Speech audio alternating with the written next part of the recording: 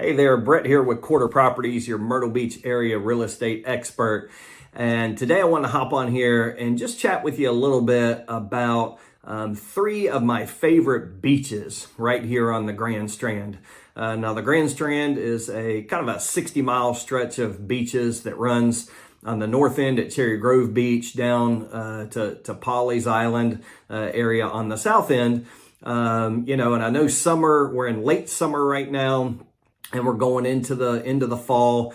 And to be honest with you, this is really one of my favorite times to start hitting the beaches. As the crowds go back to school, the beaches just become much more inviting to all the local folks.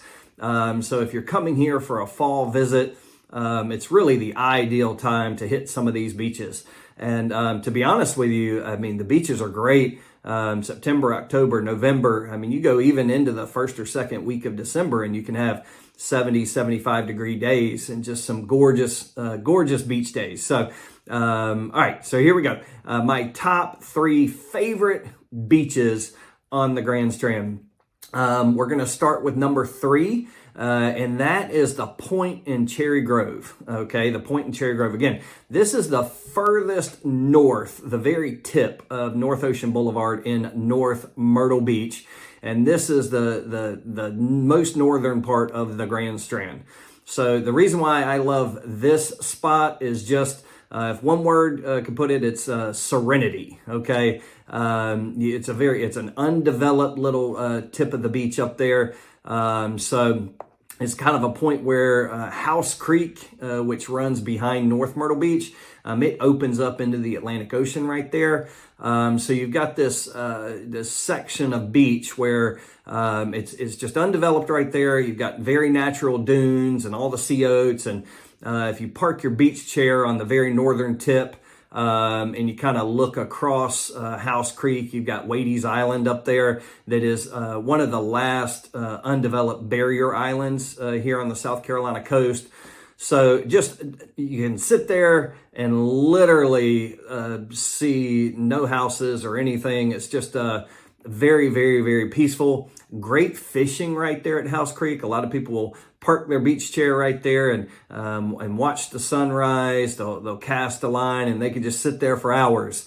But it's just there's not a lot of traffic on that beach, and it's just extremely peaceful and definitely known as the hidden gem. Now, I will say parking is a little bit of a challenge in that area. So you might have a little bit of a walk. So you definitely want to pack a little bit lighter when you're heading out to the Point at Cherry Grove. There's not really any restrooms or showers, so you want to make sure you plan accordingly. But again, you will not be disappointed to catch a sunrise, at the Point at Cherry Grove. And you will not be let down by the serenity that you'll find on that beach. So that's number three. Number two is the Golden Mile section of Myrtle Beach. Okay, the Golden Mile section of Myrtle Beach. So this is really where everything started here in our area. Just north of the Golden Mile section is where the Ocean Forest Hotel was built. So that was kind of the first, one of the first landmarks. You had the country club that was built there as well. And that is just north of this section. That country club the hotel is no longer there, but the country club is now Pine Lakes Country Club. It's called the Granddaddy. So that's kind of where everything really started. But just south of there, a stretch of beach from 31st Avenue North up to 52nd Avenue North. So this is on North Ocean Boulevard in Myrtle Beach. This is my number two spot. It's the Golden Mile section of Myrtle Beach. Okay, the reason why this area, I love this area, is because it's just a lot of private residential homes in this stretch. There's not really any high-rise hotels. So when you don't have high-rise hotels, that takes a lot of pressure off the beach. There's not as many people in this section. So a lot less pressure there, a lot less people. You got gorgeous homes up and down that stretch, but plenty of public beach access. So it's still very, very easy to park in this area. If you live really anywhere right around Myrtle Beach, you can get to this area within about 15 to 20 minutes at the most. Super easy parking. short walk to the beach from those parking spots. So very, very relaxing, I guess not stressful to get from your house into your beach chair. So that is my number 2. It's the Golden Mile stretch of beaches there right here in Myrtle Beach. Okay, my number 1 beach spot on the Grand Strand is definitely going to be Huntington Beach State Park. Okay, this is in Murrells Inlet, and this just offers so much, this state park does. So maybe it's not really even fair because I'm not just focused on the beach. They do have 3 miles of beachfront there that doesn't have anything really built on it. So that is great. But the park just offers so much. You've got great fishing there on the surf, but also the jetties. Where Murrells Inlet opens up into the Atlantic. You've got the jetties there that people love to go fishing on.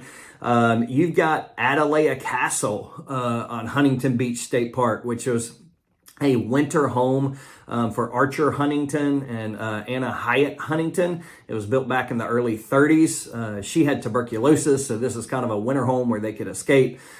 She was a famous sculptor, and so she used this home to sculpt a lot of really big sculptures. You can see them still today across Highway 17 at Brook Green Gardens. So those ruins are pretty neat to visit and check out. But this state park, you know, you've got camping here. The nature scene is great. The birding that people like to do. You know, the causeway right there that leads out to the state park right there is great. A great spot to see lots of gators. At times you can catch great videos and photos of gators crossing the causeway or crossing the walking and biking trails. And I'm talking big gators, okay?